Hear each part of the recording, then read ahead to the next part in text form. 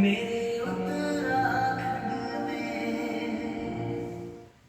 जिस हिमालय में शिव अनंत काल पहले आसन लगाए और लगाए ही रहे अनंत काल तक, उसमें कोई तो जादू होगा।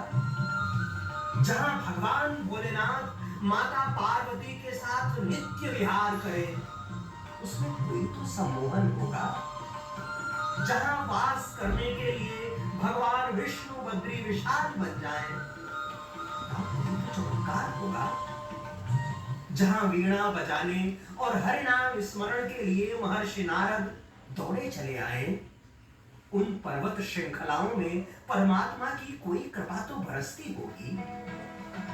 जिस हिमालय को 11 साल के शंकर को आदि गुरु शंकराचार्य बना देने की अनूठी कला आती हो, वहां कुछ तो ऐसा होगा विशेष, जहां पहुंचकर जीवन की इच्छाएं नहीं रह जाती शेष। साधना की ऐसी तपोभूमि पर जब चढ़ना हो, तब साधन गौण हो जाते हैं। जब आसमान को स्पर्श करते पहाड़ों से मिलना हो, तो अंतर मन के मंदिर में दृढ़ संकल्प और विश्वास का गौरी शंकर भी प्राण प्रतिष्ठित करना होता है। ये भरोसा अत्यंत दृढ़ करना होता है कि शिव की नगरी में शिव के भरोसे ही चलेंगे। एक भरोसो, एक बल, एक आस विश्वास। हमने गाड़ियों और मोटर कारों की बजाय पैदल चलना तय किया। जिस पर्वत पर हमारे देवी देवता पदयात्रा करते हों, जहां हमारे ऋषि मुनि पैदल ही दौड़े चले आते हों, वहां हम अपने पांवों पर चलकर न जाएं, तो ये पांवों का भी अपमान है और उस रचनाकार का भी, जिसने ये काया बनाई है और उसमें तनिक सी माया नहीं है।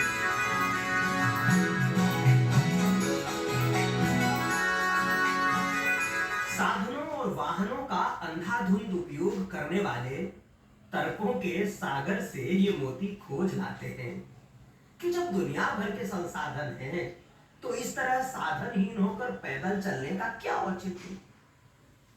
उनसे क्या कहें कि अगर हम पदयात्रा पर नहीं होते, तो हिमालय हमें अपने कंधे पर बैठाकर ऊंचे ऊंचे शिखरों के दर्शन नहीं कराता। चींटी सी हैसियत वाले इस तीर्थ यात्री को ऊंची ऊंची चोटियां अपना दुलार नहीं देती। बादल आकर इन सफेद बालों में अपना घोंसला नहीं बनाते। प्रकृति अपनी गोद में लिटाकर लोरी नहीं सुनाती। नदियां अपने घाट पर बैठाकर फुहारों से स्वागत नहीं करती। हर रोज किसी नए घर में आतिथ्य स्वीकार करने का अवसर नहीं मिलता। पहाड़ों की तरफ पांव पांव न चलता तो कभी न जान पाता कि पहाड़ हमसे हमारा अभिमान लेते हैं तो विनम्रता देते हैं। यह भी नहीं कि वे हमारा बोझ ढोकर नहीं, हमारा लोभ लाद कर टूटते हैं, ढहते हैं, गिरते हैं। कैसे जान पाता कि एक नदी बनने के लिए कितने सारे झरनों को अपने आंचल में समेटना पड़ता है। कैसे निहार पाता कि ऊंचाई पर जाकर सागर भी हिमखंड में बदल जाता है। पैदल चला, इसीलिए जिनसे गलियां पूछी वे भी हमारे परिचित हो गए। जिन्होंने रोटी खिलाई वे हमारे नातेदार हो गए। जिन्होंने रात बिताने के लिए घर का कोना दिया, वे हमारे दिल के मकान के